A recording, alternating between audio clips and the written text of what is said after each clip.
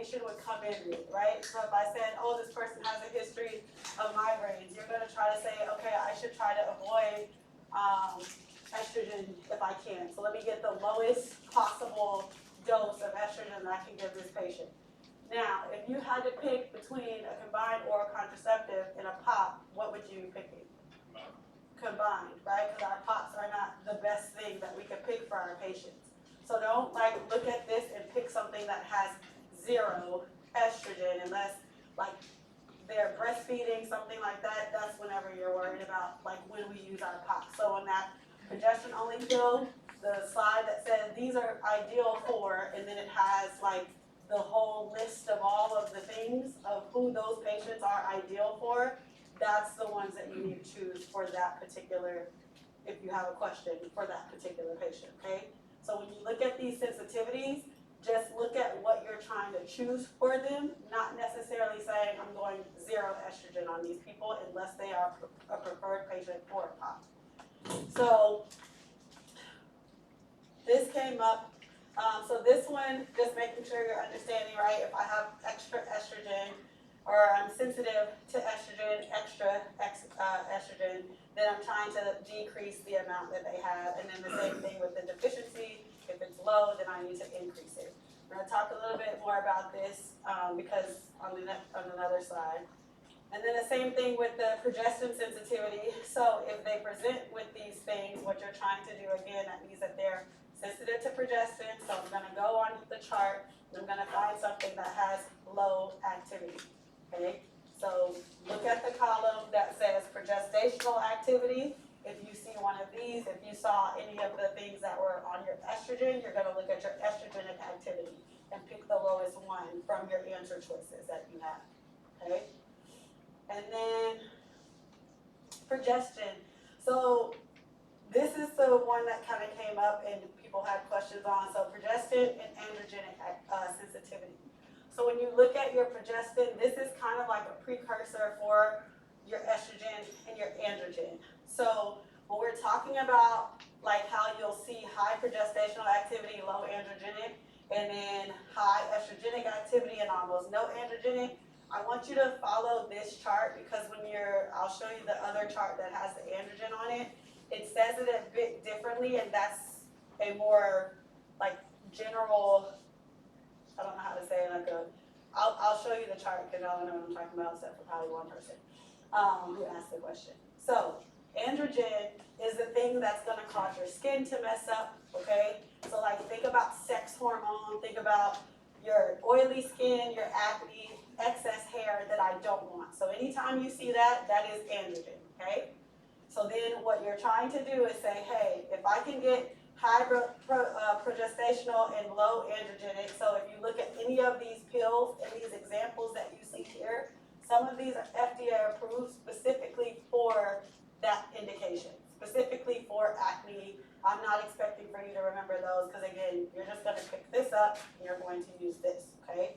So then you're going to look at you have 2 columns now to look at when you see those symptoms, right? So you're going to either you're looking at progestin and in your androgen, and then you're also looking at your estrogen, depending on if they have very, very bad acne, okay? So if I said, oh, this person has severe acne, what I'm trying to do is balance out the progestin and the estrogen. And so that's why you see where most of these, we have like our 4th gen or our 3rd gen, which have less androgenic activity, and that's why we're using those, where it says almost no or no androgenic activity. So that's why that's helping with the patient who has severe acne, because remember the androgens can sometimes in our, with our birth controls and our combined oral contraceptives, those can cause people to have worsening acne if we pick one that has high progestational or high androgenic activity.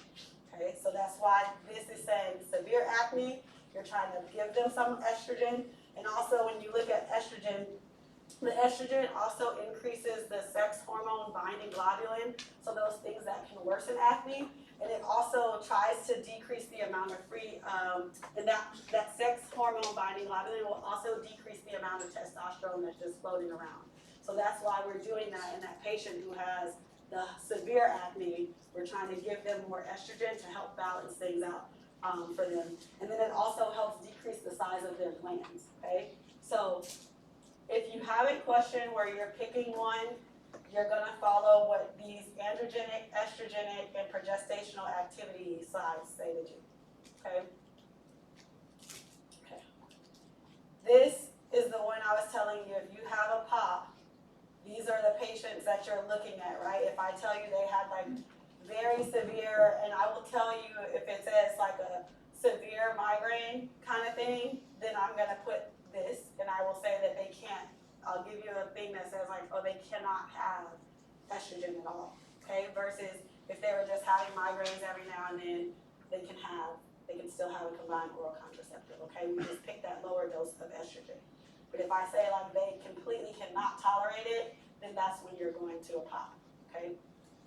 On paper for an exam, that is the way that I would have to do it. Real life, you would go through that whole questionnaire that I told you that they have on the MEC table, and you go through all that and get the patient's history, their age, all those things.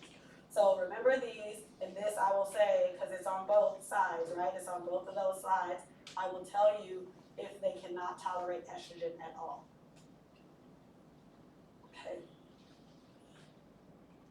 And then the reason why I was bringing this up was because here you can see where it's saying that you're decreasing the progestin, which is different than what you saw on the other side. This is something that was more so like if you just have, if you look at the table, a lot of these, so like if you look at Yaz or Yasmin, you see that progestational activity is higher. A lot of our resources that we have, they are older than the newer generation of the progestins that we are using in our combined oral contraceptives. And so this still holds true. Just focus on the sensitivity charts, okay? I'm not gonna ask you it in this way, all right? Because on the other one it says you're gonna increase the progestin level, and it is a higher progestin level, okay? So just cross this out for now. Y'all will see this in your senior semester, and it'll be explained that I want you to be able to use this, okay? So just cross that, don't worry about it, I'm not gonna ask you like that. Okay. And then just to put this back into perspective of what I was telling you guys, so if you look at your, if you go and Google like some of these names, which you don't need to because you're gonna have this paper, but if you look at the generation of progestin that is in the combined oral contraceptives, you'll see that these are better for our patients who have acne, and some of the ones that are FDA approved for specifically acne, they use this one because they have anti-androgenic, or they'll use a third gen. Okay, so that's why you see like that progestin level. This is going to have a higher progestational level if I use the third gen versus this, right? So it just depends on which contraceptive you're using. So that's why that chart looks the way that it does. I will ask you, it will be clear on what you're supposed to pick. Just use your high progestation, low androgenic, or your high estrogen, low androgenic, okay? And remember that a combined oral contraceptive, if you have to pick, and there's no real reason why they can't have estrogen, is always gonna be better than your POP, except for those ideal patients, okay? Everybody good? I just wanted to recap that, it's been a week. Okay, where were we? We got here. All right, so remember this, you need to know about the contraceptives, the plan Bs or your alternatives if your birth control were to fail. 100% problem is they have to come in to see you. It's a procedure that needs to be done. Your Ella, higher weight that they can take it at, longer time that they have for it to be more effective as well. But with this one again, remember it's a prescription. And then your plan B, this one is the one that's over the counter, lower weight, and the longer time that they take to take it, the less effective that medication is going to be for them, okay? This was, remember, just FYI, this was just something that if somebody was in a pinch, they couldn't get to you, they couldn't, they didn't have the $50, $60 to get a plan B. If they have any type of, do you call it, birth control already that they've been taking, they can take several of the pills at one time to get that high estrogen dose. Okay, so this is just looking at our different routes that we kind of touched on in the very beginning, but now telling you about some of the more details about these options that you have, and these are where you can definitely come into play and end up doing these. So your transdermal patch, understanding that this is one of the ones that I was telling you we used to use a lot back in the day, not so much anymore.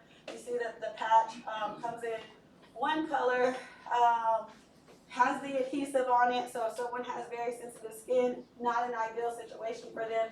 Sometimes also a lot of people who work out a lot and sweat a lot, that adhesive can come off, the birth control falls off, and if they're not paying attention, they don't know that it fell off, and now they're unprotected again, right? So with this one, what they're gonna be doing is they're gonna be putting on a new patch every week. So they have several patches that come in here, and then they just change it every single week.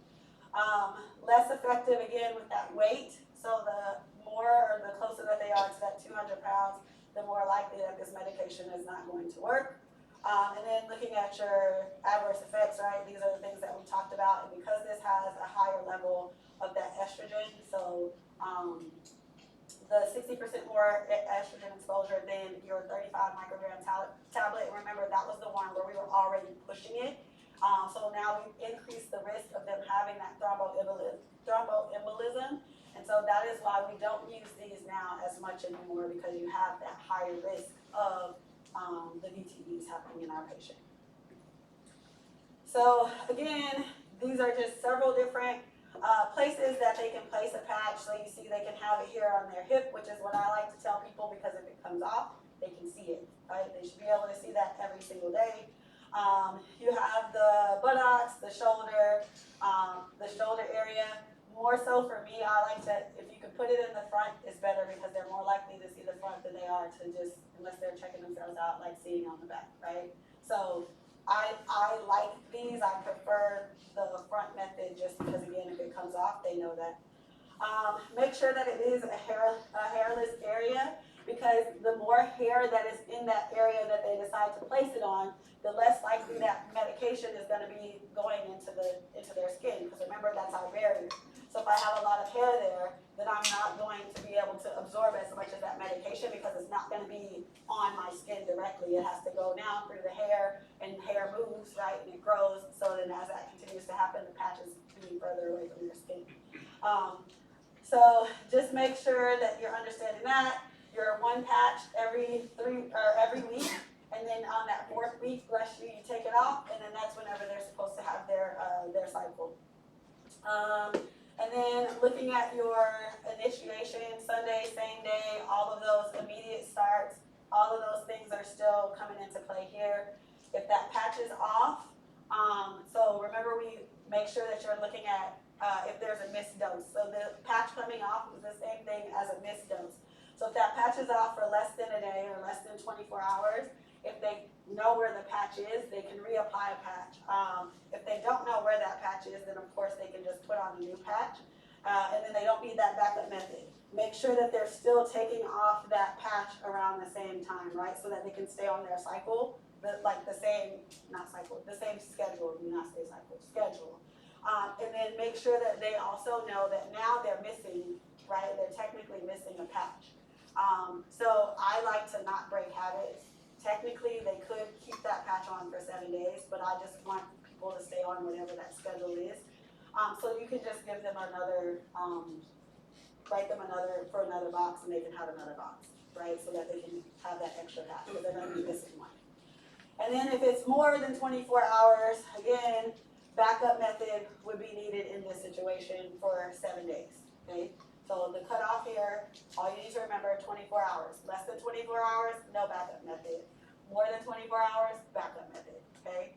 Either put that old patch back on, or they need a new patch. The vaginal ring.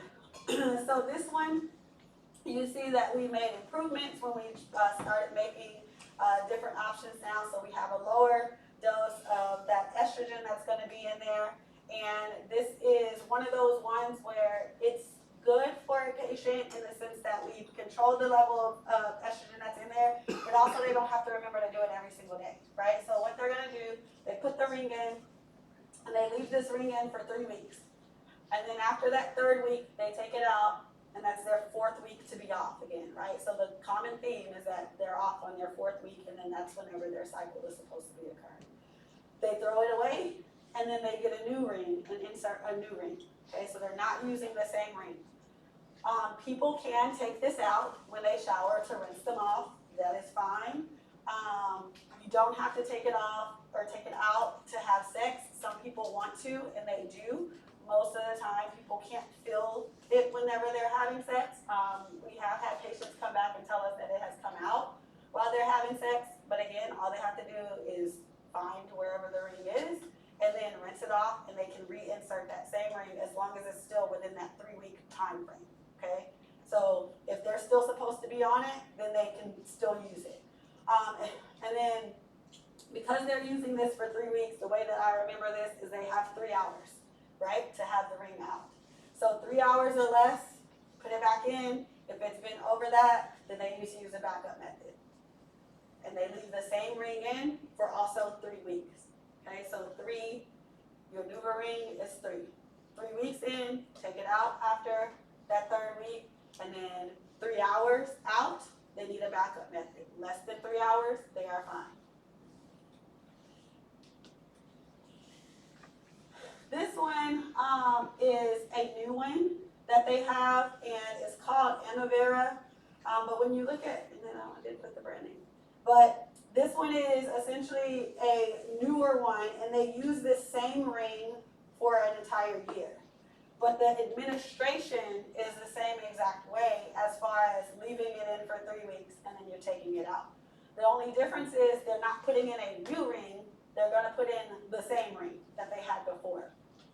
Okay, so when you're looking at this, remove it on the 4th week, and then take that same ring and put it back in after that 4th week is off. So again, this is an alarm thing, making sure that they know when they took it out and when they need to put it back in. They should rinse it before they put it back into the pack. It comes with like a little pouch. Make sure that they rinse it before they put it back in there. Make sure that it is dried before they put it back in there. They put it in there and then they seal it, and it's in there for a week with water. We have problems, right? And now they have a vaginal infection that you're treating instead, okay? Because then things are going to grow on it. So make sure that it's dry before they put it back into their pouch. This one, the time is a little bit different. So if it's less than 2 hours, they're fine. They can reinsert it. If it's more than 2 hours, then they need that backup method. And just understanding that these are a lot safer, again, because they have a lower dose of that estrogen. The way that they're inserting the vaginal ring. So honestly, there's no wrong way as long as it gets in, okay? And they feel comfortable. A lot of patients sometimes will tell you like, oh, it's not all the way in, or they'll tell you like they feel pressure. And sometimes if it gets stuck like right here, because they haven't pushed it in all the way, then they're gonna feel uncomfortable. So your counseling point to them is to make sure that they don't feel it here and that they pushed it up and then the ring kind of opens. Again, it's super thin, like those old plastic bracelets that kids, I mean, I think they still use them, but they're really, really thin little, a thin little piece of plastic. So when you squeeze it, it bends very easily and it's gonna go up. They just take their finger, they push it up, and then when it gets into the vaginal canal, of course, it's still gonna be collapsed, but once they push it all the way in, it just opens up and it stays there. So that's why I said most of the time, no one feels it and it doesn't come out during sex most of the time, but it can happen, okay? So these are just all of the different ways, bed, toilet, whatever, just as long as it's in, it's fine. Whatever they want to do is fine. Your DMPA or your depot-medroxyprogesterone acetate. So this one is the one that's the injection that they're going to get. A lot of people say that it is very painful. So you have 2 different routes. You have IM, you have sub-Q. A lot of the times the IM they give them that injection in their buttocks area because it has more padding, and of course to kind of move around, make sure that they're moving to not have that soreness as much. Looking at this, don't massage that area because again, when we start to massage things, in some of our shots we're okay with that. In this one, because we're trying to make sure that it's extended over that 3-month period before they have to come back, we don't want to make them move this around. this spotting and bleeding. So this is something that happens when you first started within that first 2 to 3 months, but after they've been on it for a longer period of time, this does go away, and some people will say that their cycle becomes lighter and not as heavy for them. Okay, so again, a good option for them to have. Make sure that they have that calcium, because this is the one that I told you decreases the bone mineral density after they've been using it for a longer period of time. So just making sure that you understand that they need to, at least if they're not getting it from their diet, we have supplements for that. And then this is again that return method. So if I actually, I'm just gonna say 3 months. It varies as far as, bless you, as far as what covers for the patient, but usually the dosing schedule is every 3 months, okay? And then when you're looking at this, so if a patient is choosing to switch from the shot, because this does happen because of the side effects, which we'll talk about, one of them that a lot of people complain about is the weight gain.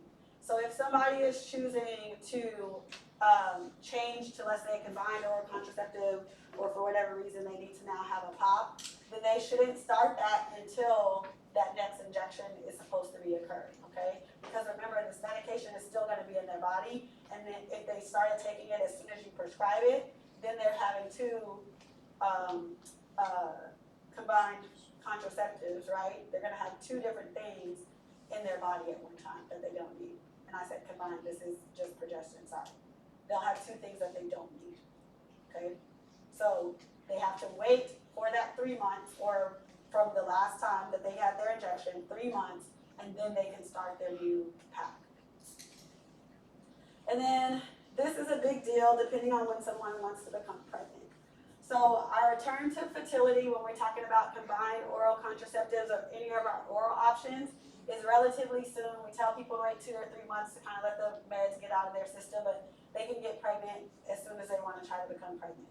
With this, we have the possibility of some of our patients saying that it's been up to 24 months to where they haven't been able to conceive because that medication hasn't completely stopped working in their system yet, okay? So if I came in and I told you, oh, I want to get pregnant in about a year or so, this is not a great option for me because it could happen, right? But if I have studies that have shown me that up to 24 months of where people can't conceive after they've been on this shot, then I don't want to give that to my patient, okay? So make sure that you're paying attention to this window of the delayed fertility, because that is a thing, especially if somebody is older, right? If I'm 39 and I'm just now trying to have my first child and I just started this shot, and you know that I'm up against the clock, this is not a great idea for me, because it might take a lot of time for me to get pregnant, on top of the difficulties that I might already have being older trying to get pregnant, okay? So just take that into account. And then this is again saying the older that someone is, if they're still desiring to become pregnant or to conceive, then make sure that you're not giving them this medication, because it's gonna be a little bit harder for them to do so.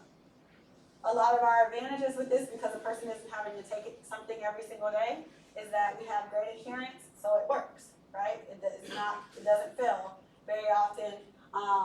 Don't have a lot of the estrogenic effects, and then you see that sometimes, like I told you before, people are saying that their cycle isn't as painful, and they also say that sometimes it's shorter and that they're not having as much of that blood loss as they were having before. Decrease endometrial cancer, which we saw with some of our combined oral contraceptives as well. And then looking at the disadvantages, the big one here is going to be the weight gain. And if I'm trying to conceive, that the delayed return on average is about 18 months. But like I said, we have studies that can go all the way up to that 24 months, okay? So that's very, very big. I want you to remember 24. I want you to remember the worst case scenario, not the average, okay? Remember the worst case, because I could be your worst case patient. We talked about this bone mineral density in the very beginning, so that's why we're also making sure that they have that calcium on board. If they're going to take this, whether it's from the diet, whether it's a supplement, they need to have that. And then we already talked about the changes that can happen in their cycle initially, but that's with any contraceptive that you give a patient, right? If you give them any contraceptive, that first 2 to 3 months is going to be kind of unpredictable for them in some people. Some people, they take them and they're fine. Some patients, they're gonna have their, a couple of difficulties and a lot of those side effects that we talked about in the beginning until their body gets used to it. After that 3rd month, that's whenever you can look at potentially changing what they have, okay? But other than that, don't change anything until they hit those 3 months.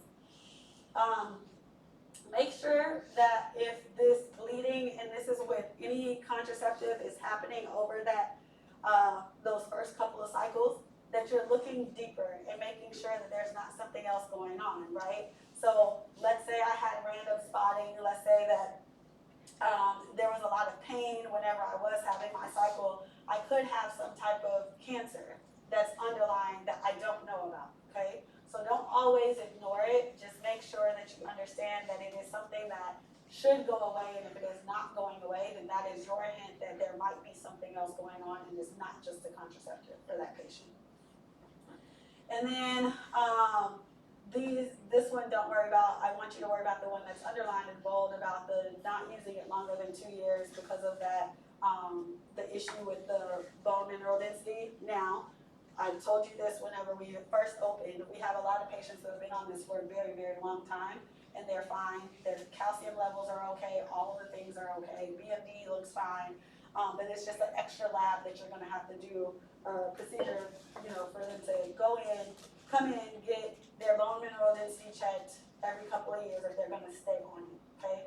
So not an absolute contraindication, something that the manufacturer has recommended, and it's something that we counsel our patients on, but if that's what they want to do and they want to take it, then we can continue to still give them the shot. Just make sure that you're documenting that they still want the shot, and you do your due diligence with getting that BMD checked and making sure that you have labs for their calcium to make sure that they don't need supplements. IUDs. So when we talk about IUDs, again, this has very good success rates because I don't have to do anything. You have to, as a provider, do the placement, but other than that, you get to not worry about having to prescribe anything. The patient gets to worry about not having to take something every single day. So if somebody has active breast cancer or history of breast cancer, this is a good option because a lot of these are going to be just your progestin only when we look at our IUDs. Your patients who have very, very bad cramping, very, very heavy cycles, these are also good options. And then looking at your long term, right? Because if I need something short term, I don't want to go through a procedure if I'm going to try to get pregnant or if I'm going to decide that I don't want to take a contraceptive anymore. So this is a longer term type of thing, and we'll go through again the years on how long each of these will last, and then they have to get them changed out. So they don't last forever. The copper IUD is the longest one that we have, but other ones are usually between that 3 to 5 year range. And then again, if I can't tolerate any estrogen at all, because this is only progestin when we look at our IUDs, this is also another great option that we have. This, with the having at least one child, some people don't want kids at all. That doesn't mean that you can like say, well, you haven't had one kid, so I don't want you to give, I don't want to give you an IUD. But I know I don't want kids, so give me the most effective thing that you have, which is the IUD. So this is a patient conversation. The reason why they say that is if something happens while you're trying to do placement, scarring, anything like that, and then a person can't become pregnant, if they did desire to become pregnant, you just caused the complication that they didn't need. So that's why it has this one child there. But again, everybody doesn't want children, so that is not necessarily a thing that has to always be the case. Again, just document and make sure that the procedure, likely nothing really happens with these. Some people have displacements and things like that, but there's not a lot of things that usually go wrong with placing them. It's pretty simple to place them. And you're looking at your advantages and your disadvantages. Several advantages. Again, one of the big ones being that somebody doesn't have to take it every single day. But the other things is that I can take this out and I can potentially become pregnant, right? It's not a permanent fix. It is not me having my tubes tied, having like a hysterectomy, any of those things. This is just me saying, hey, I don't want a child right now. I'm 25 years old, or I am 30 and I had kids and I'm in IPAP right now and I don't want any more kids at the moment, or what have you. Everybody has their choice, right? So this is the thing where you can say, hey, I can put something in for a longer period of time and then I can take it out later. People who just get married, they might not want to have kids yet, right?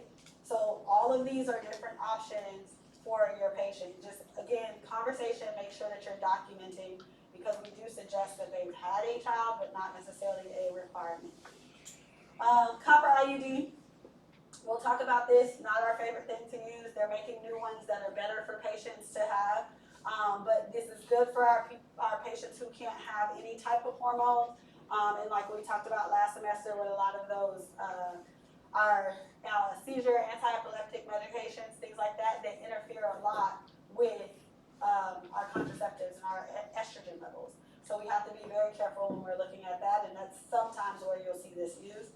And then your progestin IUDs, again, these are the ones that we were mainly talking about, where they're going to help. A lot of times what people will say, shorter periods, lighter periods, some people will say that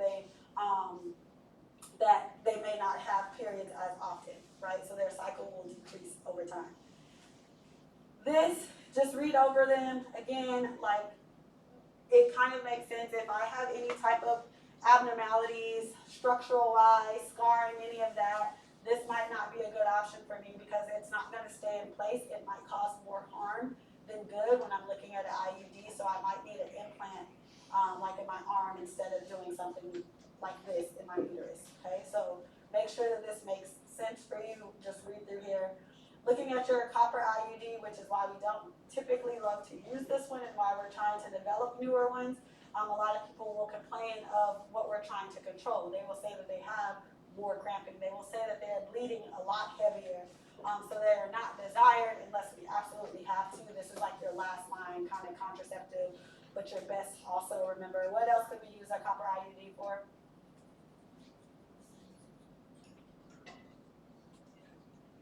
Right, so the best option for plan B, right?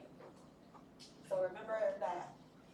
I know plan B is a drug, but like if my plan A, which is my contraceptive, failed, remember this was your most effective, your 100% almost option that you have of making sure that that person doesn't become pregnant if they were somehow in a situation where they could have become impregnated, okay?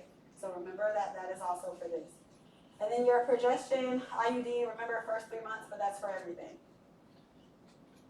So your copper, the only one that we have right now still is Paragard. Again, they're looking at making newer ones in research right now.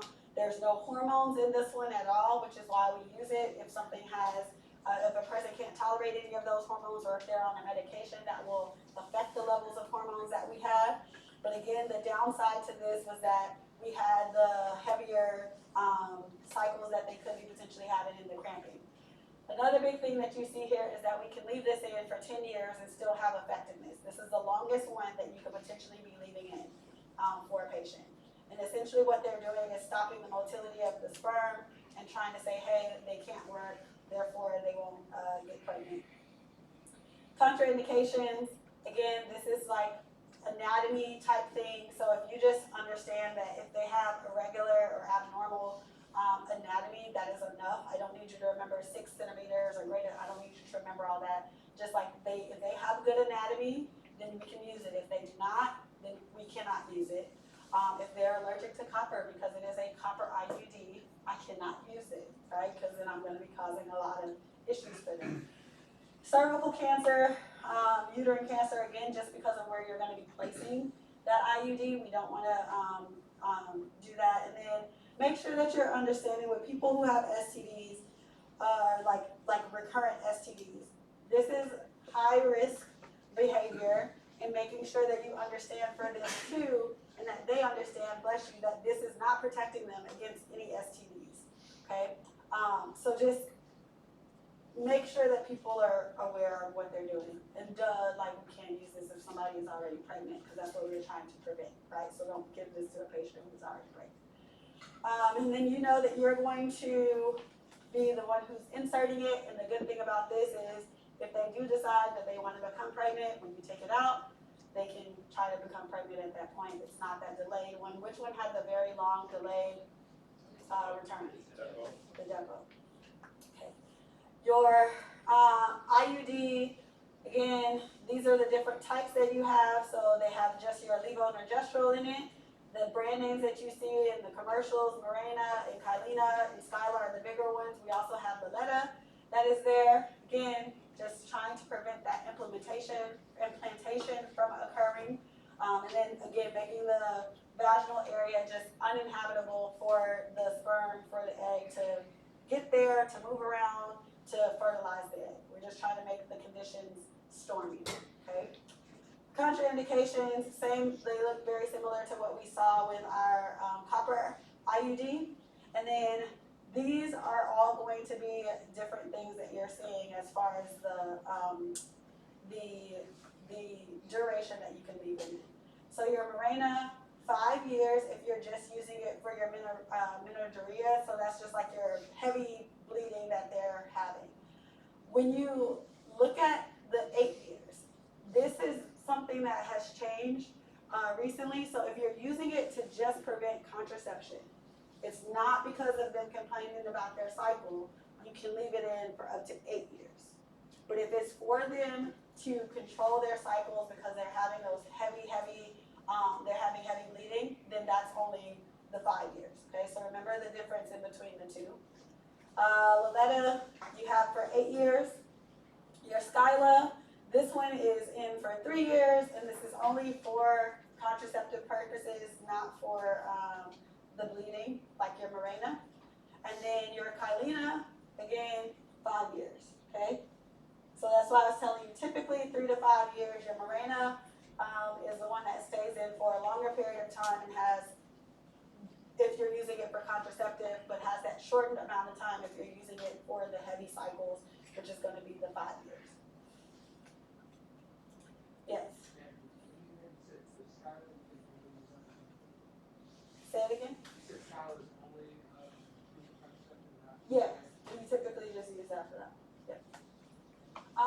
So here what I want you to focus on is they're just progestin, okay?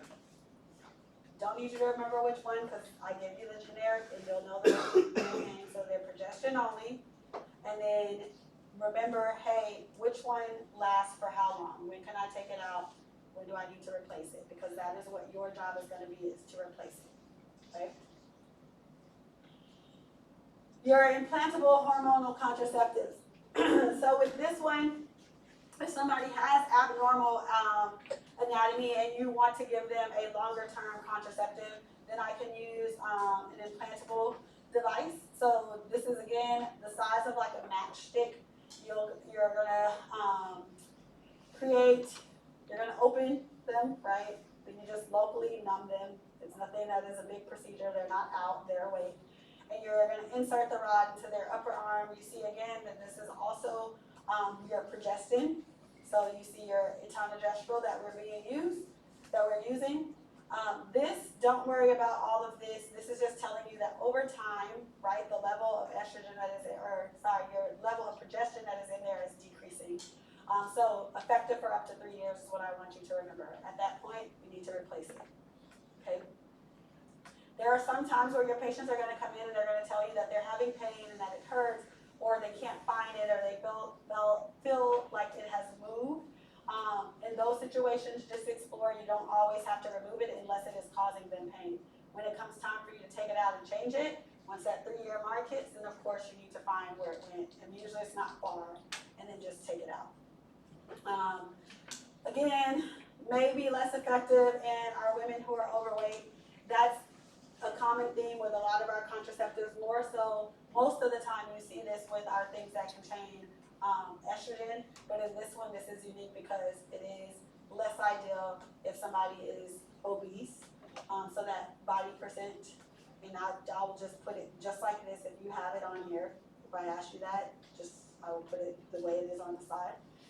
Adverse effects, same things that we always talk about, and then again, because this one you're gonna be opening the skin to put it in, just understand that that's gonna have potentially a little scar that is there, so make sure that they understand that that is a possibility. If somebody has skin that keloids, things like that, possibility that it happens there. And then understanding that the big thing that you're worried about is, again, if it breaks, if it moves when you're trying to take it out, any pain that persists over time. So that initial pain from you putting the rod in, that's normal, but it shouldn't be something that they're complaining about a month, 2 months later, like that shouldn't be happening, okay? So that's when you need to kind of explore and see what's going on. Adverse effects, very similar to kind of what we talked about before with some of our combined oral contraceptives. So you see the same thing here, the vaginal discharge and pains in the stomach side, abdomen. With the rings, I will say that a lot of people do come in, they'll say that they have bacterial or yeast infections. That's why I tell my patients, if you want to take it out and rinse it and it makes you feel better, do that. But make sure that they're knowing with the one that lasts for a year, that they're not putting that back into a pouch or sealing it somewhere wet, because that will increase those infections that they're having. And then our serious things that we're worried about are going to be, again, thermoembolic events that they could potentially have, more so if anything has any estrogen in it. And then your diabetic patients, you may have to change their medications if they are going to be on some of these, because that glucose intolerance can occur where they will start to have higher than normal glucose levels, and what you were giving them initially to control their diabetes may not work anymore. You might have to increase those doses a little bit. All right. These are your same memory jog slides that we always put at the end of everything. Just understand that they're there for you to look at. I put like the bigger highlight things in here for you to see, and made like a little easier chart as far as the progestins and kind of for you to see what was going on with them versus the plus and the minus and all of the things. And then remembering that your 4th gen, that was the one that was kind of like our spironolactone, your anti-androgenic medication. And then your POPs, remembering with those that we like them for our ideal patient. If I ask you a question about a patient who has like estrogen sensitivity, things like that, don't automatically assume that they have to have a POP unless I told you that they absolutely cannot tolerate any estrogen at all. So don't go onto your MEC table and like pick something that says progesterone only, okay? Because it's probably not. All right, make sure you go over your postpartum patients, people who are breastfeeding, people who are not breastfeeding. When can you give them these medications? When should we be avoiding them? Is very important because you can affect their milk supply if you prescribe that combined oral contraceptive or anything with estrogen right after if they are trying to actually breastfeed. And then this is some of our emergency contraceptive that we had, so our COPA, Ella, and your Plan B, and then just telling you like the different quick snaps about it. And then here was another summary again of how you can use your implantable, your IUDs, okay?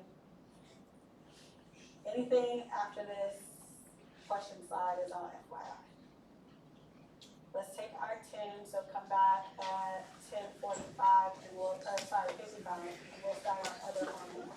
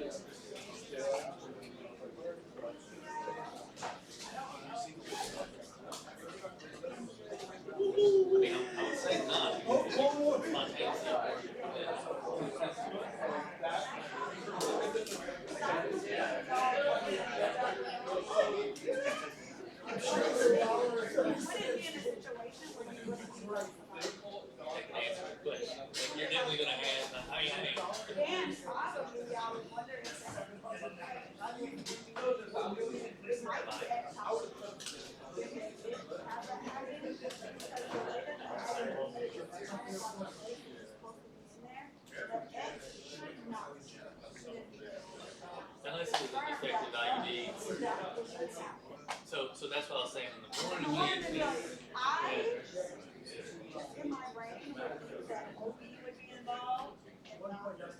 We would just be like, okay, we're gonna refer you out, and then I would call somebody and be like, hey, we need to get this information out. That's what I would say. I don't think it would. hey, I wouldn't want to say, but I am not a PA, so I don't know, I don't use that information. I ain't either. That's all. I don't think there's, oh, how, sorry, that's not what I had before, and now I have.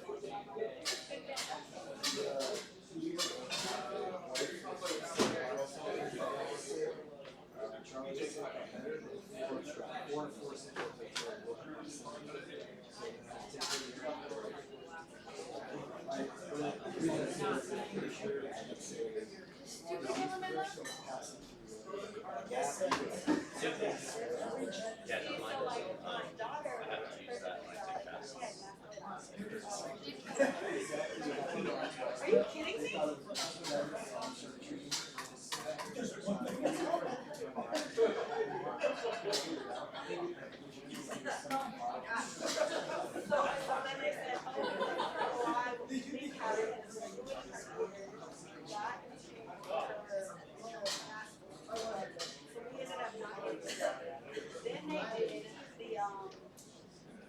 She had antibiotics. So that's what I got. That's why I had the mask on. And then my mom and my son got it. We didn't have it. You should ask Matt because They tried to admit my son. Oh, that's not it. and then overnight, flour is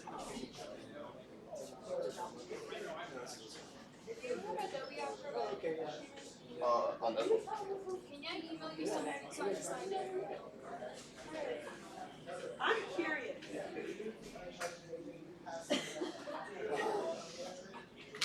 I just emailed to yourself and open on your computer. It's not letting me sign it. That's weird.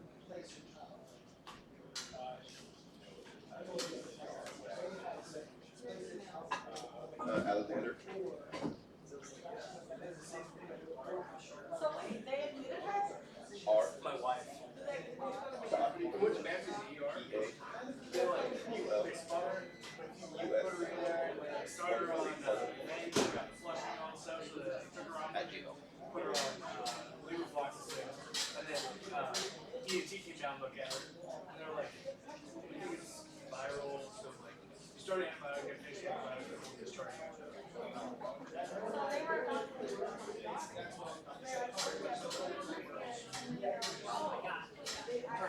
You guys did Oh my god. Oh my god. They took our jobs. R. Dot. P.A. U.L. U.S. At, sorry, 147. 87. 1487. At Gmail.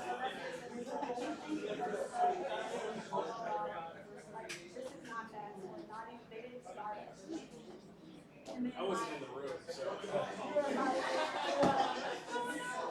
I asked them, I was like, can you call me first? When they said yes, I was like, oh no, I don't have time. Well, so, my son had. Okay. So I can,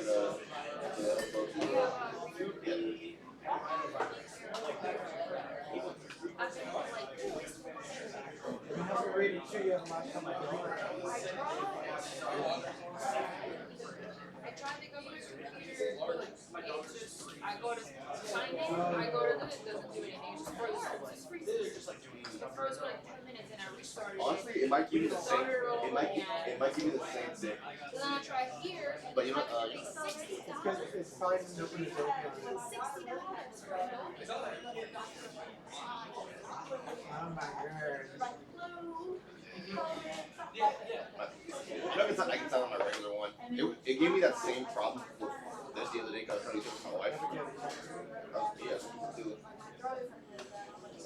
Oh, sesame. And yours doesn't, yours definitely doesn't work. It does, but I have to sign it. It's $60. I'm not being I stupid. that. Like, I try to without my office, but I can't. I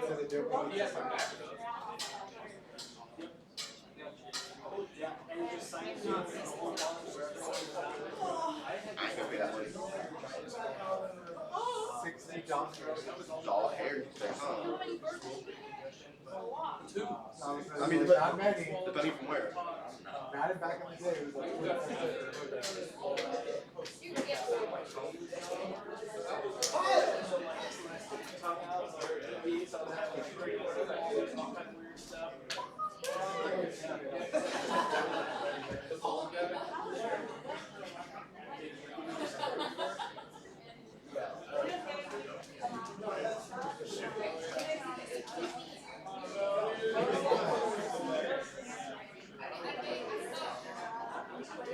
much with no memory.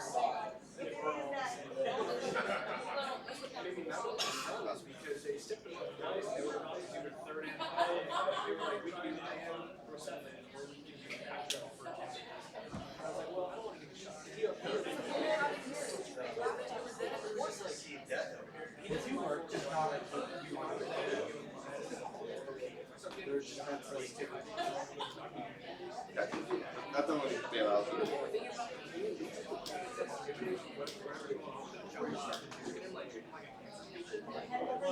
And she was like, well, oh yeah, we can do that. I was like, please, like,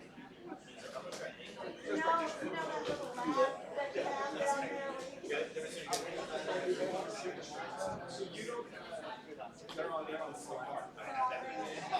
Oh yeah, we're fine. He was fine. He's like, yeah, still on that time.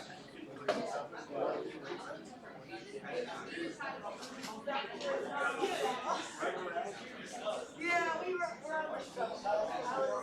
what if I 61? That's fine. Pretty good back. But when it's, when you come out of it, everyone else is feeling better. That is.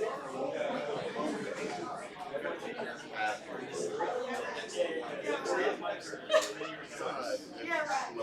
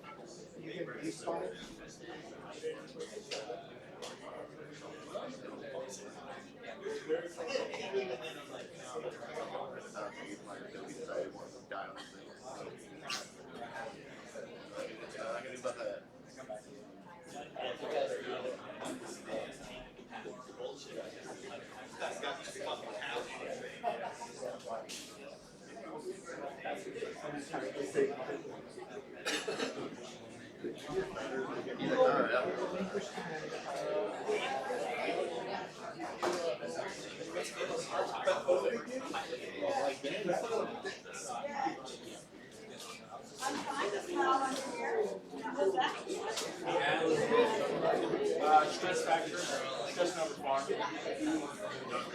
I fell off my bike. I crashed my bike last week. Coming to class. Yeah, I came in on bloody. I went on. I just separated my AC ceiling. I have to wear this accoutrement for just another week, and then I have to.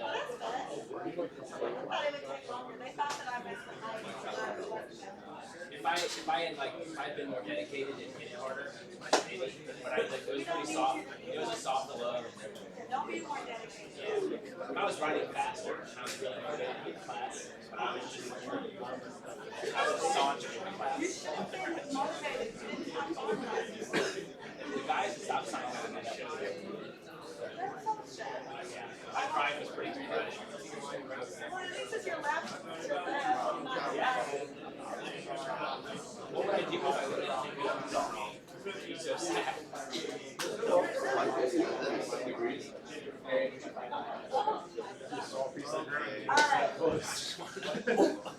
More hormones.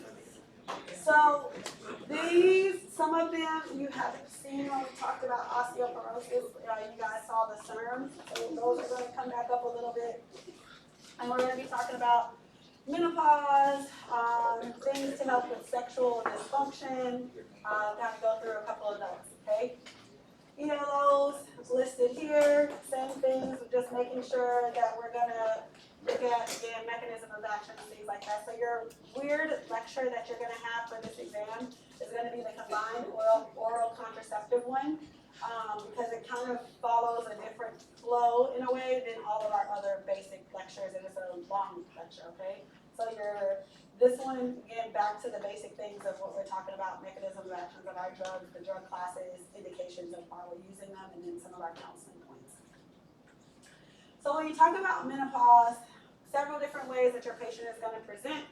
Again, I'm just going to tell you what they have, and then you're going to tell me what medications you're going to use to help your patient, depending on what symptoms they're presenting to you with. When we look at how we treat our patients, we have estrogen and we have progesterone, or our progestins, which is kind of the same thing that we had when we were talking about our combined oral contraceptives. The main one that we look at, and a lot of things that patients are going to be complaining about, is going to be because of that decline that they're having in the estrogen, those estrogen levels fluctuating. And when we think about estrogen and its role in the body, essentially what it's supposed to be there to do is to help with the uterine lining growth, breasts, all of those things, right? So when we talk about like breast tenderness, things like that, and then the metabolic processes that occur in our body, again, all maintained and controlled with some of that estrogen. When you're looking at your progesterone, the big thing that I want you to remember again is that it's just trying to prepare our body for and maintain the body for a pregnancy, regulating that menstrual cycle, making sure that if somebody did want to become pregnant, that they were able to do so. So again, just understand these are the two hormones that we're going to be talking a lot about during this presentation. So when you look at menopause, again, I'm going to tell you, but essentially what it is the person is going to have perimenopause where they're going to have irregular cycles, and they're going to come whenever they feel like it and go, and they're varying lengths. But once a person goes 12 months without having a cycle, then that is when they are officially in the menopausal stage, okay? So that is menopause. When you look at the symptoms that your patients are going to have, these are the same kind of things that we were talking about before. So you have an estrogen deficiency, and you're going to have that progestin deficiency. When you're looking at your estrogen deficiency, this is going to include things like those vasomotor symptoms, which are going to be the things that your patients complain about. Those are the things that wake them up. So hot flashes, like you'll see people walking around now with the little fans. Not everybody who uses a fan is in menopause, by the way, okay? But a lot of people who are in menopause, they have the little fans. You'll hear them complaining a lot about like night sweats, where they wake up and they feel like the bed is just soaked, like they peed in the bed or something, but it's really like they were sweating that much and it woke them up. So those are the big things that you'll hear a lot about, a lot of headaches. Just think about like the fact that their hormones are just going crazy. So those are specifically vasomotor symptoms. You'll see the genitourinary atrophy occur. So essentially what this is that they may start to have painful sex at this time. Their vaginal appearance will change. So just keeping these things in mind, it is a physical as well as hormonal change that is happening at the same time that can be very difficult for some people. And then osteoporosis, cardiovascular disease, these are different things that we just have to kind of watch out for, make sure that those are, these are going to be the things that we treat with the medications that we have on board. Your progestin deficiency, again, just think about controlling the cycle, controlling the menstrual cycle. As long as you know that, you're good to go. So when we look at vasomotor symptoms, again, these were the things that I was telling you about as far as the symptoms that I would tell you. So if I said hot flash, if I said that they had night sweats, you're knowing that these are vasomotor symptoms, and then we're going to talk about what we need to replenish to help with those vasomotor symptoms. This is usually the biggest complaint that your patients have, right? Because I'm not sleeping and I'm sweating all the time, and I don't like it. and it's random when it happens. So that's usually when people come to you is because something is disrupting how they live, and they don't want to deal with it. So this is the biggest thing that you're usually treating. The genitourinary atrophy depends on the patient and kind of what's going on. A lot of times they can take care of it on their own and just understanding like we're getting older, our body is going to change, it's going to look a little bit different. The reason why you'll have some people come in is because they're going to have a lot of pain whenever they're having sex because of those physical changes that are happening. And so that is where you can kind of step in. We have different medications that you can prescribe, and those can be given vaginally. So I don't have to take something systemically all the time if all I'm complaining to you about is genitourinary symptoms. You can just give me something that goes to that site, right? Give me something that just goes to the vagina because that's the only place that I'm having symptoms. Don't expose me to these hormones if you don't have to, right? If you can just put it in the area, then that's whenever you're looking for those medications. So if you see genitourinary atrophy, or any of these symptoms that the patient may have, I will tell you that they're having the atrophy, or I will tell you that they're having pain during sex. The other thing that they can just go over the counter, we do not have this in the pharmacy, is that they can buy a lubricant. A lot of patients will complain that like they're not as lubricated as they used to be, and so of course then that leads to them having painful sex, right? So again, listen to what your patient is saying. Sometimes there's a prescription for stuff. Sometimes they can just go over the counter and get a lubricant and they're fine. This is just, again, talking to you about how you're going to choose the right medication. So if somebody has a history of cancer, cardiovascular disease, osteoporosis, all of these things will play a role into how we are going to treat our patient. Which medication are we going to use? Do we have to add progestin to it? Are we okay with just giving them estrogen? And we'll look at that. And then looking at the fact that everybody is not going to be the same. Everybody's symptoms are not going to present in the same exact way. I might have the vasomotor and the genitourinary symptoms. I may just have one. It depends. So you can't always just say, oh, menopause, and treat everybody the same exact way. I may have different things going on at different times while I'm going through menopause. So when you look at your main thing or your menopausal hormonal therapy, MHT, you have your estrogen and your progestin, or you could potentially be using just estrogen alone. And then we have our different routes that we can give it, orally, systemically, or I can give them just vaginal preparations that we have available, okay? And then we have our SERMs that we're going to talk about again, so that's selective estrogen receptor modulator that we have. So some of our non-hormonal options, a lot of people may not want to have hormones. Some people also kind of get in denial when it comes to menopause and like, oh, I'm not going through menopause, which is something that everybody has to go through if you're a woman. And so when we're looking at this, there's different ways that we can help a patient be able to be comfortable through this transition. So we talked about the vaginal lubricants. If they tell you that they have dryness and their only symptom that they're having is that vaginal dryness, they're not complaining of anything else, they're not telling you they're having hot flashes, any of those vasomotor symptoms, your lubricant is enough. That's all you need to do, and it's easier for you to just be able to stay away from the hormones in that patient. You see your SSRIs. So when we're looking at this, for a patient who doesn't want hormones, again, this is a great option. This is usually what we go to, just like when we talked about our antidepressants, right? Because that's typically what we're using this for. You can see that this is a good option for us to use in our patients and an effective option for us to use in our patients who don't want MHT. If they don't want any of that hormonal therapy, great options for us to have. You see your paroxetine is one of the ones that is FDA approved for us to use in our patients who have these vasomotor symptoms. When you're looking at your SNRIs, we have venlafaxine and desvenlafaxine that are the most studied ones that we can use. Again, these doses are not the same exact thing as what you would see in a person who has depression. But if they are experiencing depression, right, you can give them that higher dose and it should be helping with those vasomotor symptoms that they're having already. If it's not, then we might need to start looking at different options for them because again, that depression dose is already going to be higher, These are some off-label options that you have. I just want you to remember what we can actually use, okay? Just keep this in your back pocket.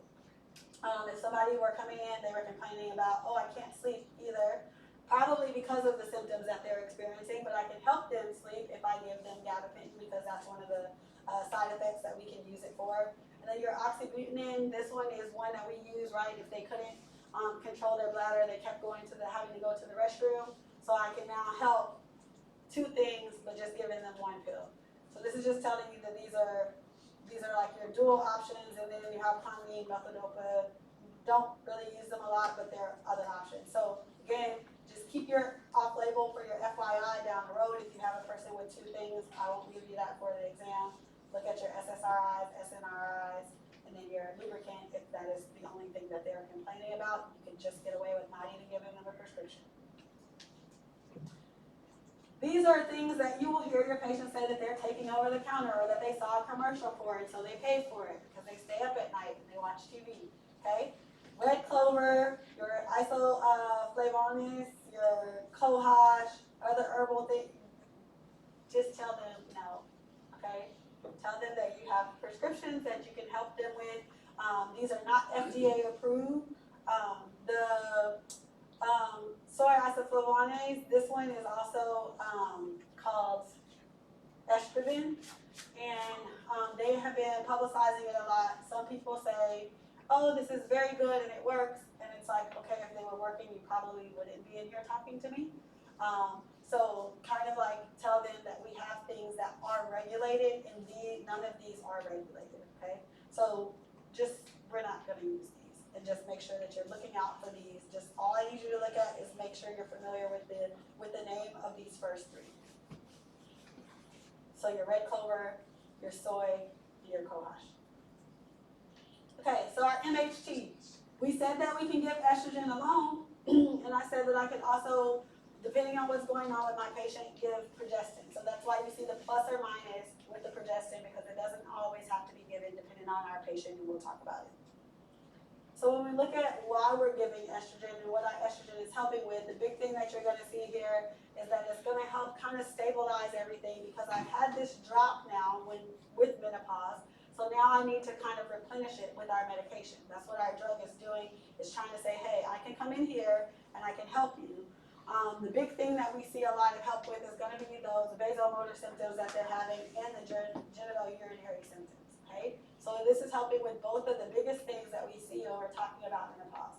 It can also help with the mood, but it's not something that we're just prescribing for mood, okay? So I wouldn't go in and give somebody estrogen because they came in and they were like, I've been having a lot of mood swings. Like, that's not what this is for. We would not put them on hormonal therapy for that. So again, good options for both of these issues that we have, and then the potential of preventing the osteoporosis, and sometimes depending on what's going on with our patient and which medication we can use it to help prevent fractures in those patients. So you've seen this part before, the hip vertebral fracture, and this, again, trying to stop those osteoclasts, so reducing the rate of the bone reabsorption. Adverse effects, we talked about a lot when we were looking at our combined oral contraceptives. We were saying how our biggest thing that we were worried about whenever we increased those doses of estrogen, the amount of estrogen our patient was getting, we were worrying about those thromboembolic events, cardiovascular type events occurring in our patients. So that's why we wanted to stay below how many micrograms of estrogen? Yes, 30. We want to stay below 20 is ideal, okay? So again, just making sure that you understand those same types of things are going to keep coming up with the estrogen. Endometrial cancer, this is again a big point that, and this is what drives if we're using the progestin or not using the progestin. So if you have just estrogen and you are giving your estrogen alone and you're not giving anything else, then you can see that if I have an intact uterus, meaning you haven't removed it, there's nothing happening, right? I haven't had a surgery, I have my uterus. If you're just giving me estrogen, you're increasing my risk of potentially having endometrial cancer. The way that you help decrease that or protect me is you give me progestin. Okay, so if intact, I've never had a surgery, there's nothing going on, I need progestin for protection. So you're gonna give me two things. You have to give me estrogen and progestin. If I don't have a uterus, then you can just give me estrogen. Okay, so intact versus not intact drives if you're gonna give them just estrogen or if you also have to add the progestin because of the endometrial cancer.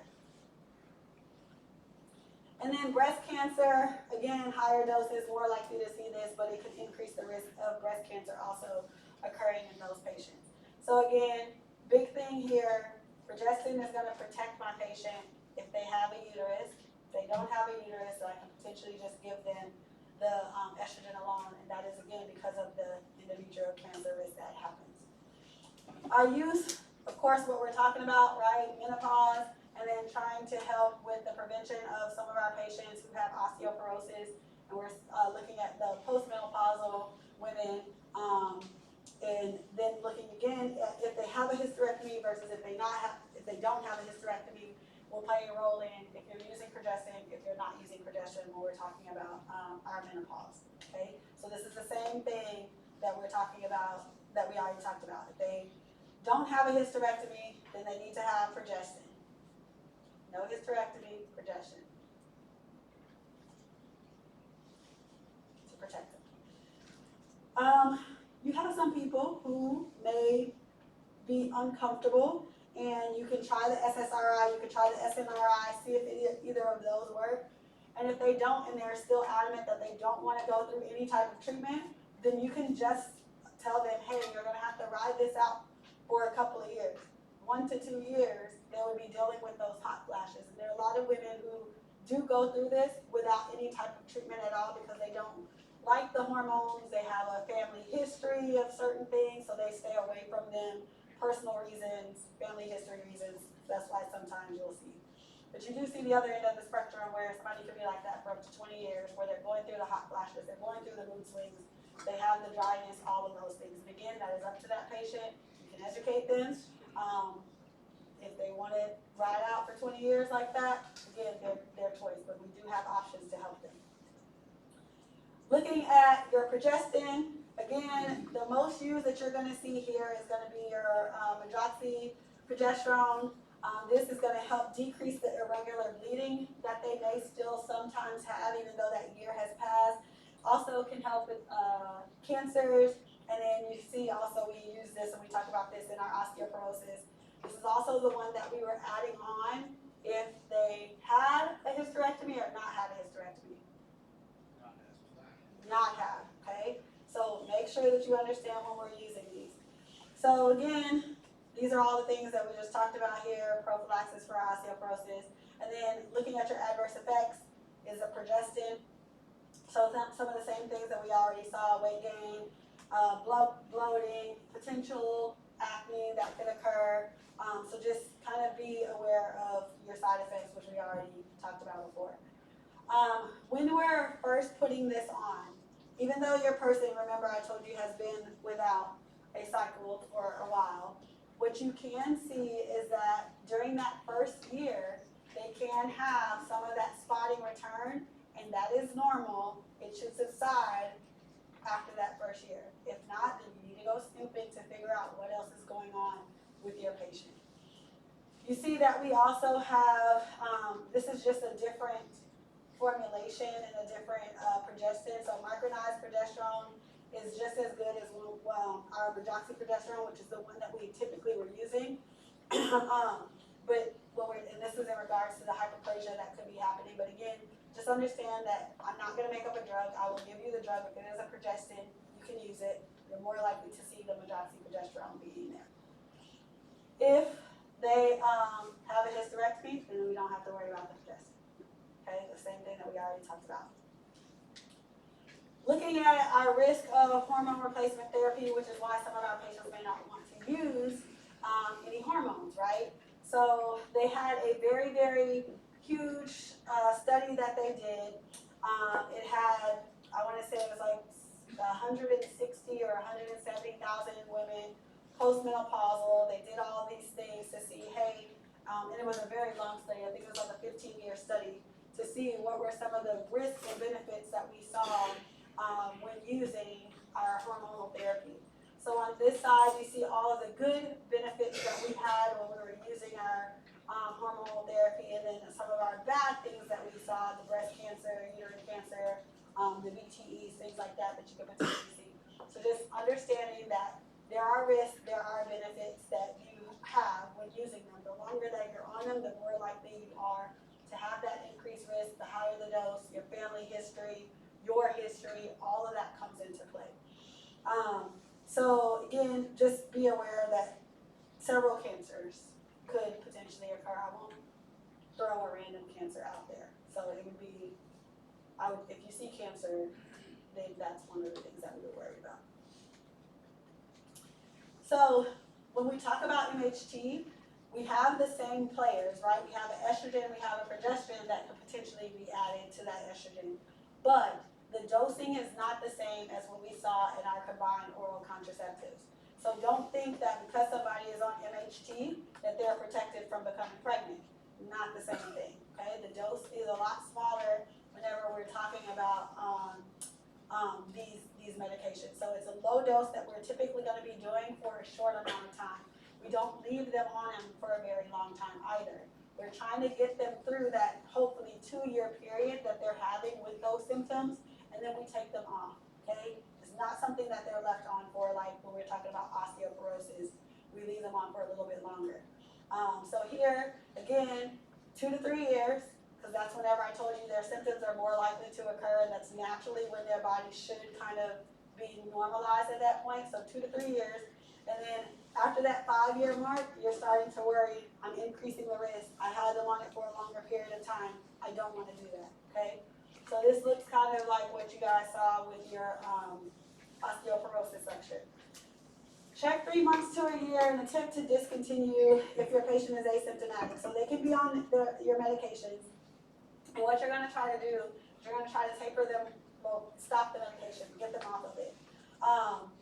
So if they had no symptoms in that first year, then you wait, right? You're going to check them out. They came in, I had no symptoms. You're going to take their medication off. And then you're going to say, okay, what's going on whenever we stop your medications? Did your symptoms come back? Did you, yes, my symptoms came back. Okay, so what do? I'm going to put them back on the treatment again. And then I'll do the same thing. I'll keep doing that over and over again until my patient has gone through that phase where they're not having their symptoms anymore. Because we don't know, we're guessing. And when we put the medication on board, we're resolving their symptoms. So they're also not going to know if they're fully through that phase or not. So the only way we find out is we pull the meds and see if they start to have those symptoms again. If they do, we put them back on the medication. And then we just check again and we keep checking, okay? This seems very repetitive. So do you think you're going to see that again? Yes, probably so, right? So again, if they have that intact uterus, you need to protect it with progestin. If they're going to be using that estrogen, right? So that it's not unopposed. You're not just having the estrogen in there, increasing the risk of cancers, increasing the risk of the VTEs, all those cardiovascular risks. When you look at this, the use, what they're doing is they're taking these medications every single day. There's no off week like we talked about with our combined oral contraceptives. This is something that they're doing every day to make sure that they're giving their body a constant supply of that estrogen that has dipped, right? So I'm just replenishing it every day with a pill. And then again, these are for your patients with a hysterectomy. If they don't have the hysterectomy, then they have the estrogen plus the progesterone on board. And then your vaginal preparations, again, we talked about this already. If I'm only telling you I only have vaginal symptoms, okay? I'm only having issues there. I don't need something systemically. Just treat me there and give me a vaginal preparation. So I will tell you if it is vaginal or if it is an oral or if it is a patch or however else it can be applied. If I just tell you there are genital urinary symptoms, you just need to treat the genital urinary area, okay? So that's all this is saying. If they have no other symptoms, this is going to be one of the first things that you can typically go to. This is just different ways that you can potentially give it. So you have estrogen cyclic progesterone, estrogen continuous progesterone, and then you have your intermittent. just know that there are 3 types. I'm not gonna go into the different types, just know that these are the 3 different types that you have, okay? So your cyclic, your continuous with the progestin, and then your intermittent, okay? Just know there are 3 types and what those 3 types are. Okay, here are your oral options that you have, so pay attention as we go through this, because remember, this is what will dictate, depending on how I tell you your patient presents, this is the options that you have to treat them. So over here, you see that all of these essentially tell you that there's estrogen, estradiol, esterified estrogens, estropivotate, so like estrogen. As long as you know estrogen, I'm not going to make up something that has estrogen in it. Okay, it will be one of these. That's all you need to know. I give you the brand names if that's how you want to remember it, but if you can see the word estrogen almost everywhere here. Don't waste a lot of time here. Okay. When you're looking at this, understand that again, because treatment is individualized. If you start me on something and I'm on a lower strength and I keep telling you that I'm still having symptoms, then you kind of you can slowly increase me up. Okay, so that's why you see so many different strengths of these meds, because you don't know what's going to work for that patient. Okay, so estrogen. This is your vaginal preparations that you have. So there's several different ways in which we can give this medication to them vaginally. So you have creams, rings, and then we have a vaginal tablet. So again, estrogen in the name, estradiol, estrogen is in the name. And essentially what you're doing with the creams, depending on what your patient wants, these are very, very popular.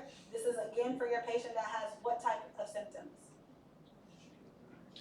Genital urinary symptoms, right? Just vaginal symptoms. They're not complaining of anything else. I'm not telling you I have hot flashes or any of that. I'm just telling you that I have vaginal urinary symptoms, because that is where these are going to go. That's where these are going to work and stay. So whenever you look at this, again, micronized estradiol, right? So they're going to be using these. I don't need you to remember like all of this over here. I'm telling you what I want you to know. Your ring. I can take my ring, I can put in this ring and it can stay in. Don't need you to know how long it stays in, but again, another option for your patient to have. They're going to leave these in every single day. They're going to be using these every single day. So we have 2 different rings that they can use. The only one here that I want you to look at the dosing is going to be for your Pharm ring. So with this one, you see that this one can help, again, with some of those vasomotor symptoms because of the dosing of it and how it works. This one helps with both, and it's a ring. Okay, so that's the only one that I want you to look at for that. Just, you can underline vasomotor here. Okay, because that stands out. That's different than all of your other ones that are just genital urinary.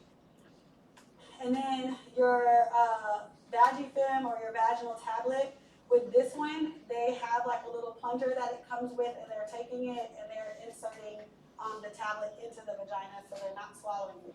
Please make sure that you tell your patient that, because they will swallow it. Okay? So tell them, yes. Yeah, I noticed the pre-married is also the exercise. The only difference is one is a pre-post. Yeah. So I will tell you, because again, it matters on what I'm coming to and I'm presenting to you. Okay? Sorry, y'all. And then the indications, again, just put them back down there for you to know what they're used for. Typically, these are your genital urinary symptoms so that you can remember what's happening, right? If I told you I had atrophy, I was telling you that I was having pain during sex. If I'm telling you that, I probably also might want a lubricant, bless you as well.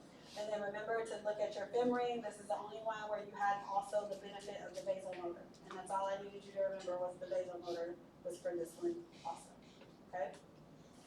None of the other doses here I want you to worry about. I will tell you a cream, a ring, or a vaginal tablet, or if I just told you a regular tablet, okay? Transdermal. So now what I'm doing is I'm putting this on my skin. whether it's a spray, whether it's a patch, whether it's a gel. When I have my patch, this is a little bit cleaner. Again, these all have the estradiol in it, so you should be able to identify that. There are several different ones. The difference is just how they are administered. Make sure that the counseling point that you know for this one is that they may need to rotate their sites. So this is all this is saying is rotate sites, because again, that adhesive from the patch may start to irritate that patient's skin. If you do see that happening and they don't want to go through that anymore, you can also just give them a different preparation, right? I can give them something else. Bless you. The gel that somebody has, these come in different types of pumps. There's different ones that come on and off the market, different strengths. So just go into your TRICARE formulary lookup tool, look it up before you're prescribing it. Make sure that they understand that they are going to need to prime the pump before. So you know how when you have a new lotion and you are the first person who opened it because thankfully nobody tried it in the store, and you press it, right, and the first couple of times, nothing comes out. And then the first time that you might get some out, it's not everything that you needed, right? Like it wasn't a full pump. Okay, so when you talk about priming, and even when we talked about like our inhalers and priming them, that's why you're doing that, to make sure that they get the full dose out of the bottle. So they're gonna do a couple of pumps before, and when they get that half weird one, that next one will be like, it should be a full, okay? And then that will have the right amount of hormone, because these pumps are primed to put out the right amount of hormone in each pump. And then you will tell them how many pumps they're gonna use. Okay, so you can be like, oh, you're using 1 pump, or oh, you're using 3 or 4 pumps. It depends on your patient and if they're responding or not. A big counseling point with this that I need you to make sure that you write down is that they are washing their hands before and after. Now, if I have a husband, let's say, or a baby, and I had my estrogen and I put on my body, and now I'm touching them or I'm putting it on them, I just introduce that to them also, right?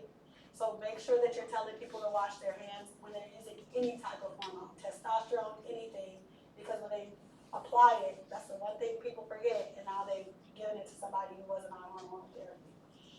And then you see your transdermal spray, and you're gonna have to prime it in the same thing. Anything that is topical outside of that patch, because the patch has a barrier right on the outside of it. Anything else, make sure that they are covering that space after they put something on.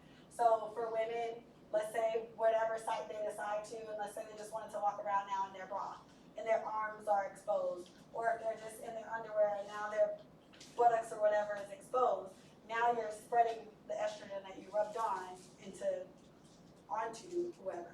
So make sure that they cover the spot that they're putting it on. Testosterone, when we talk about that, same thing.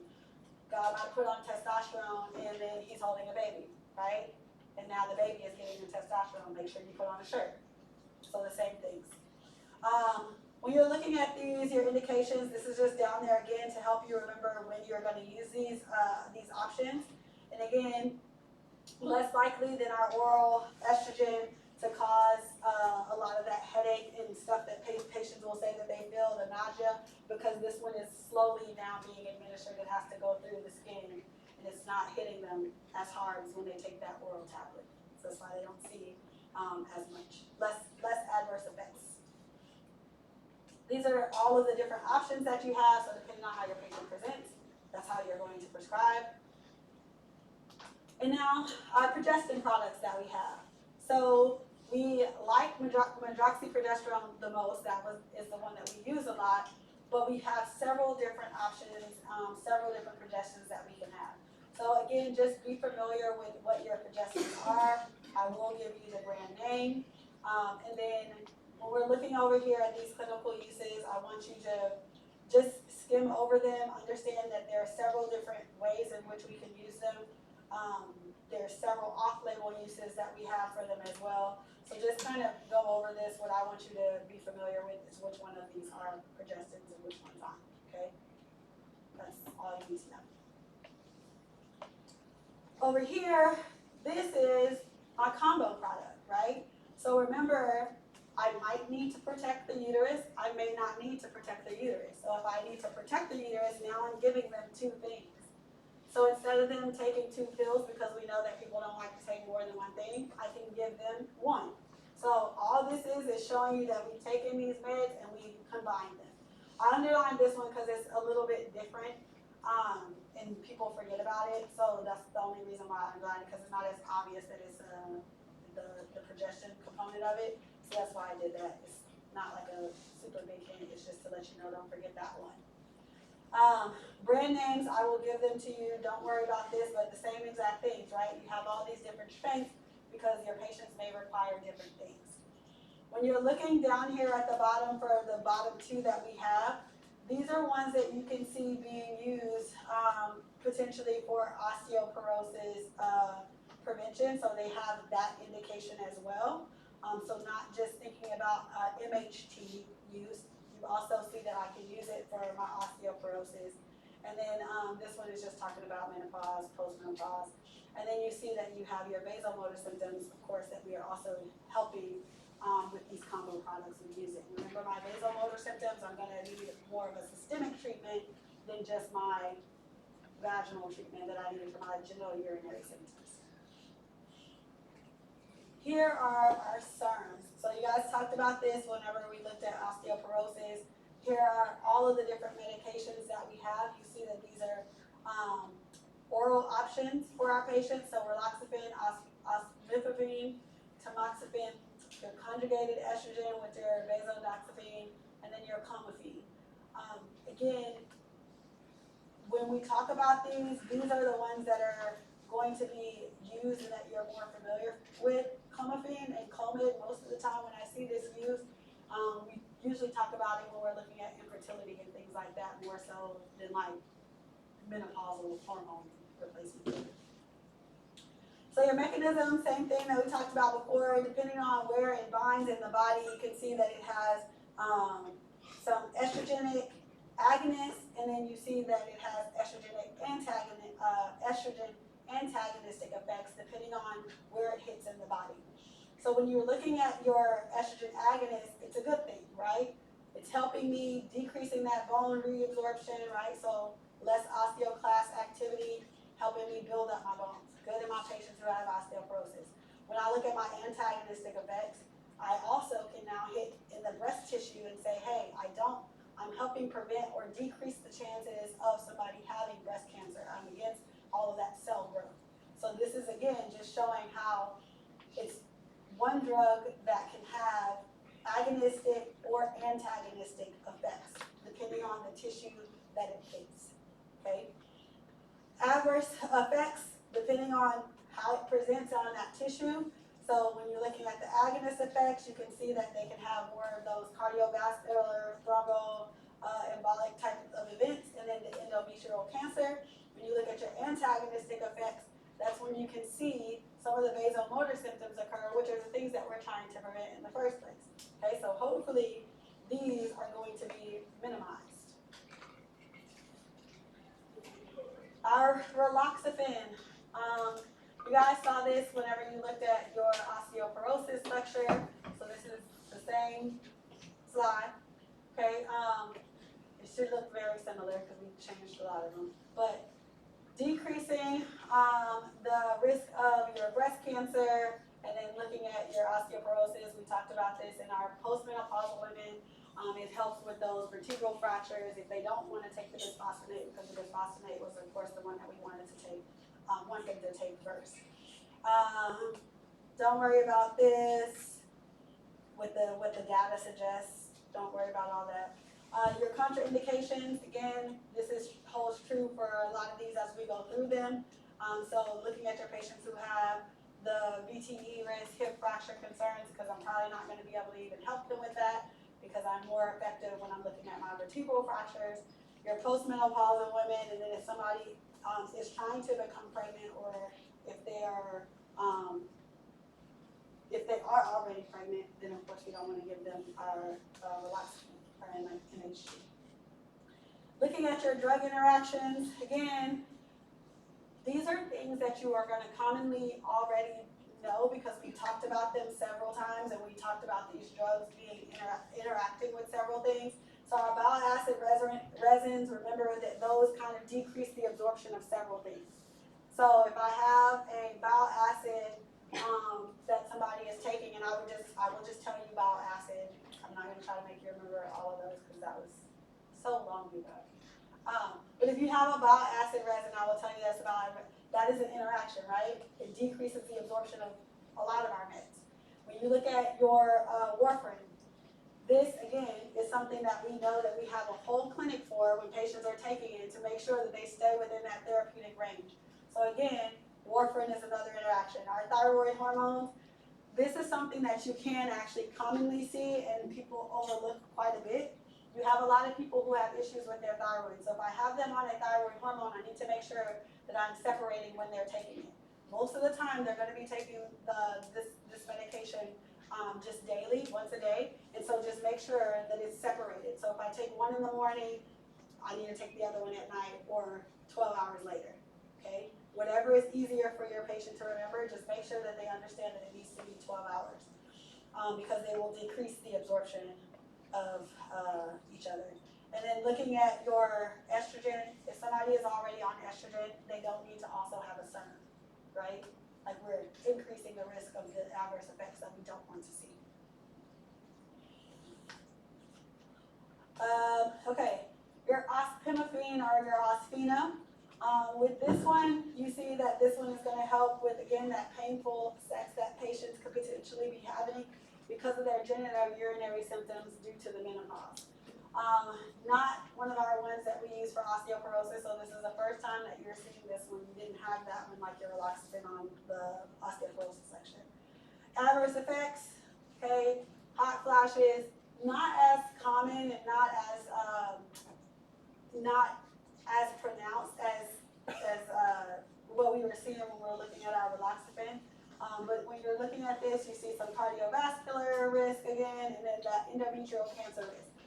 Now, we did not see that when we were looking here, right?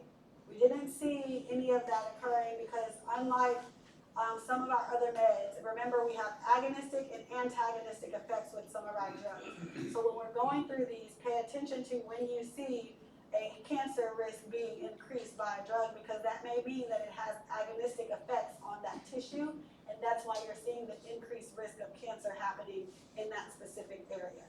So when we're looking at this one, endometrial cancer risk is because it's affecting the endometrial lining, it's agonistic there.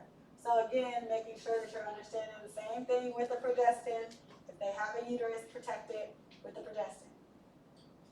Looking at your contraindications, again, if somebody has cancer, especially if it is estrogen-dependent cancer, we want to try to avoid these. And then pregnancy, nursing.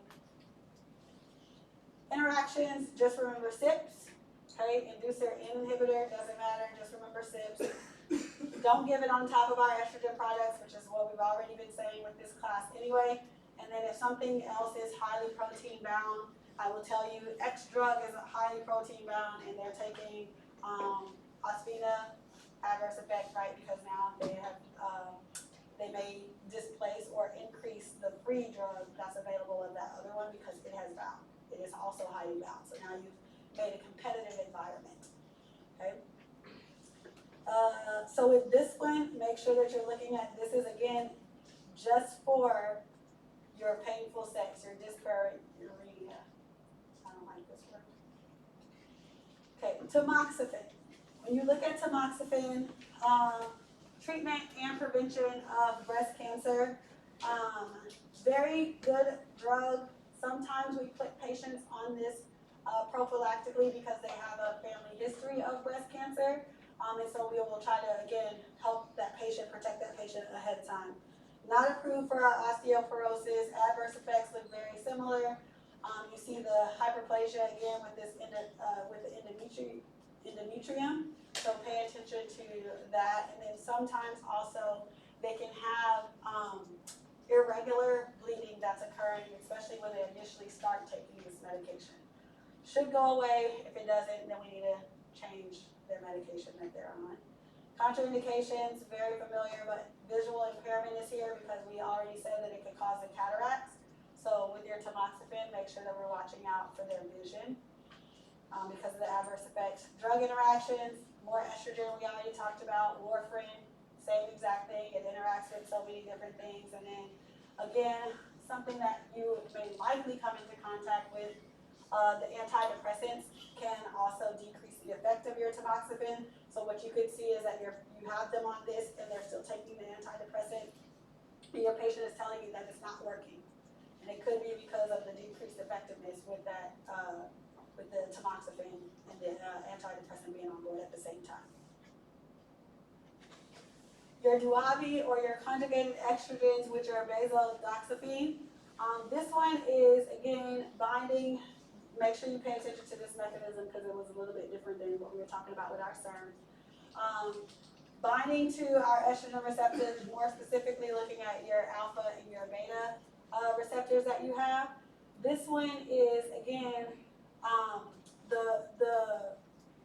where you see some of those side effects, and I think in your osteoporosis lecture, that was what was confusing a lot of people. Were like, oh, well, how can we use it for this? And we're saying that it's causing a cancer, so how are we using it to prevent a cancer? Again, remember the agonistic and the antagonistic effects that we have, okay? So agonists in some tissues, so like our bone, and antagonistic in others, like the uterus and our breast tissue. So that's how you see why we're using it in some places and not others, and why you see some cancers with some drugs and not others. Don't worry about the rationale, not asking you that, it's just there for completeness for you. And then looking at your clinical use, your vasomotor symptoms that you have, and then the osteoporosis in your patients who are postmenopausal. Again, agonistic, antagonistic effects, which is why you see us using a lot of these meds. And then our adverse effects, very familiar with what we've already talked about. What's not is the throat and neck pain that you can see here, and then the gallbladder disease. All these other ones, you've kind of seen them a bit. When you're looking at your limitations, again, we always talk about this whenever you're looking at any type of hormonal therapy or any type of replacement. Just get them through that phase that they're in. Get them through the vasomotor symptom discomfort. Hopefully it'll be 1 to 2 years and not the 20-year patient. And then you're trying to take them off. So that's all this is saying. Like, don't worry about this. It's, shorter duration for any of these meds, okay? Shorter duration, don't go over 5. We want to stay under 2 if we can. And then your clomiphene or your clomid, this one is the one that I was telling you that yes, it still falls into the category of our CERN, but the indication is different than all of our other ones that we were kind of talking about, whether it was menopause or whether it was our osteoporosis. So in this one, you see that this is an ovulation-inducing agent. So what it is trying to do is help someone who may not ovulate, or they may not ovulate on a predicted schedule, and they want to become pregnant. So in order to increase their chance of pregnancy, you can give them Clomid. It is taken in a cycle that they're going to be doing. So on this, I want you to look at the things that are bolded. Mechanism of action, increasing those gonadotropins in your estrogen. So again, just trying to help them be able to ovulate. So if somebody has any type of failure due to not being able to ovulate, and that's why they can't become pregnant, that is when we're prescribing this. Off-label, don't need you to know this, but they sometimes will use this for male infertility as well to see if it can increase their sperm count so that they can get someone pregnant. And then looking at this is a rule that we have. Sometimes you will see broken, but for the most part, we try to stick to this. No more than the 3 courses. So that means they will have 3 cycles that they're going to go through, which is typically 3 months, okay? Because they should have a menstrual cycle every single month. So what they do is that they start on the 5th day for their ovulation cycle. So each course is 5 days, starting on the 5th day of the ovulation cycle. This is you helping them understand when it should typically be happening. And that's going to be over several months. This isn't something that you're just going to prescribe and be like, and hopefully you're not having to do this and go to an infertility specialist to do this. I have very rarely seen like a regular PCN provide this at all. But you need to know about it because it is something that is out there and we use quite a bit. So just be aware of how this is dosed. The reason why I say that is some people don't pay attention to the dosing, and again, they don't read about it, they take it every single day, and that's not what's supposed to happen, okay? So they're only gonna be given enough pills for 5 days. Adverse effects that you'll see, again, those vasomotor symptoms, the higher the dose, the more likely they are to see some of these things occur. The big thing that is a side effect is that they can have more than one baby, okay? So they can end up having multiples because they release more than one egg. And that is the big thing that they will have to deal with, right? Having more than one baby at a time. And then some people, depending on how they feel and how many eggs are released and fertilized, they may sometimes say, oh, well, I don't want 2 or 3 babies at one time. And then they have that conversation with somebody, that's not you. Now you don't have a choice. So just let them know that this is a possibility if they are using this medication. And then we'll start here tomorrow. I am rearranging the pregnancy lecture, and I will have that